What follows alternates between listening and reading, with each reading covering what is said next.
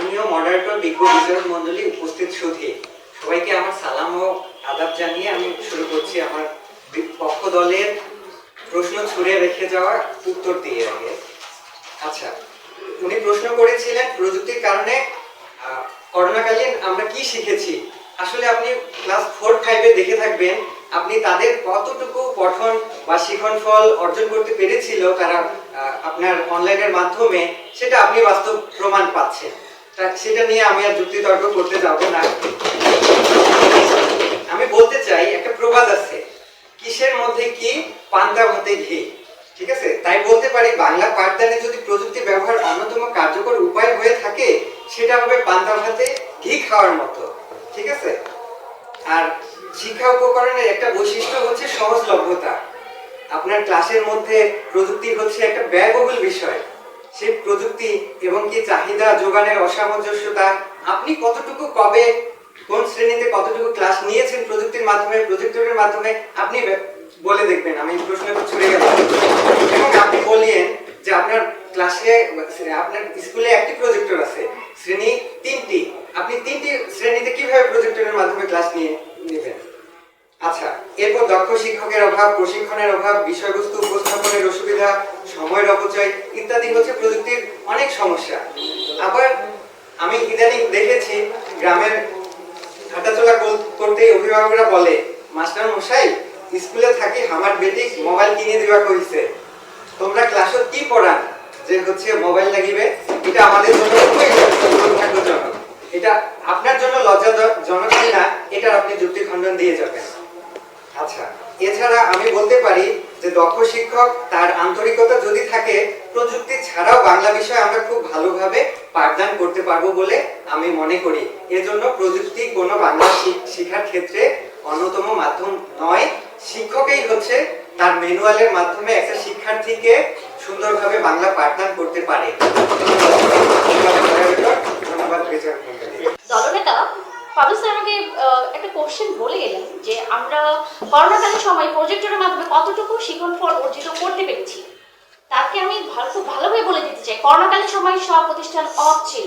এই দীর্ঘ সময় আপনার সন্তান কি পড়াশোনা বাদ দিয়ে খেলে বেড়াতো, আপনি কিছু বলতেন না? এর মাধ্যমে কি তার কোনো শিখন ফল অর্জিত হতো?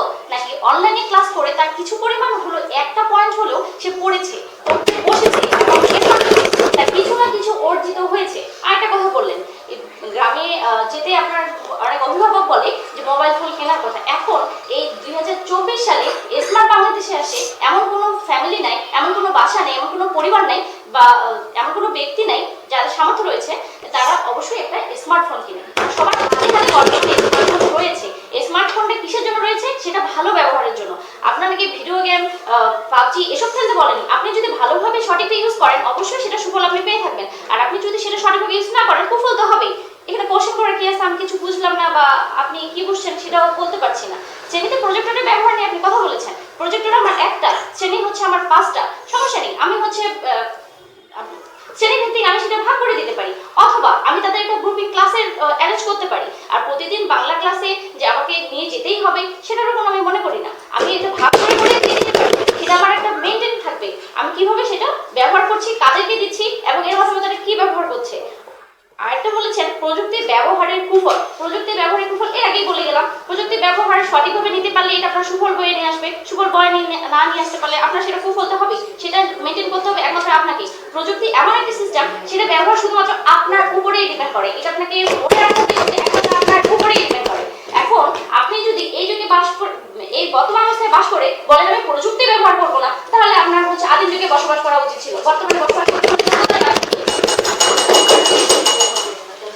ধন্যবাদ পক্ষ দলের দলনেতাকে, মৌরিকে তার মূল্যবান বক্তব্য দেওয়ার জন্য।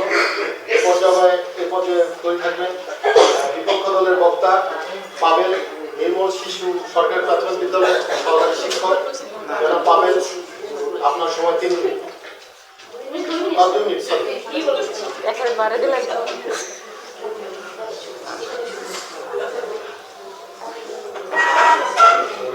ধন্যবাদ মাননীয় মডারেটর, আপনি আবার সুযোগ দেওয়ার জন্য। আচ্ছা, আমরা কিন্তু বলেছি যে প্রযুক্তি আমাদের জীবনকে সহজ করেছে, কিন্তু আমরা এটা কিছুটা অংশ গ্রহণ করব, পুরোপুরি অংশ না। আমাদের শিক্ষা ক্ষেত্রে আমাদের এটা অন্যতম মাধ্যম হতেই পারে। পারে না। কারণ বাংলা পাঠদানে আমরা দেখতে পারি যে 73% শিক্ষণ অর্জন হয় আমাদের অনুশীলনের মাধ্যমে। 73% এই ব্যবহারিক কাজটি ক্লাসের মাধ্যমে করায়, তাহলে তাদের তো 73% হয়ে যাচ্ছে। প্রযুক্তিটাও তাহলে মাত্র 1% শিক্ষণফল অর্জন করায়। তাহলে শিক্ষকের ভূমিকা 73% এবং প্রযুক্তির ভূমিকা হচ্ছে 1%। আচ্ছা, আরেকটা বলেছেন যে অনলাইনে সে কিছু শিখেছে, তাহলে আপনি বিদ্যালয়ে খেলার পর আপনার সন্তানকে আবার বিদ্যালয়ে পাঠালেন কেন? বাড়িতেই প্রযুক্তির মাধ্যমে আপনি শিক্ষাদান করাতে পারতেন। তাহলে এর থেকে বোঝা যায় যে বিদ্যালয়ে বাংলা পাঠদানের ক্ষেত্রে অবশ্যই শিক্ষকের ভূমিকা ম্যানুয়ালি গ্রহণযোগ্য এবং কি শতভাগ গ্রহণযোগ্য, আর প্রযুক্তি হতে পারে একটা উপকরণ মাত্র।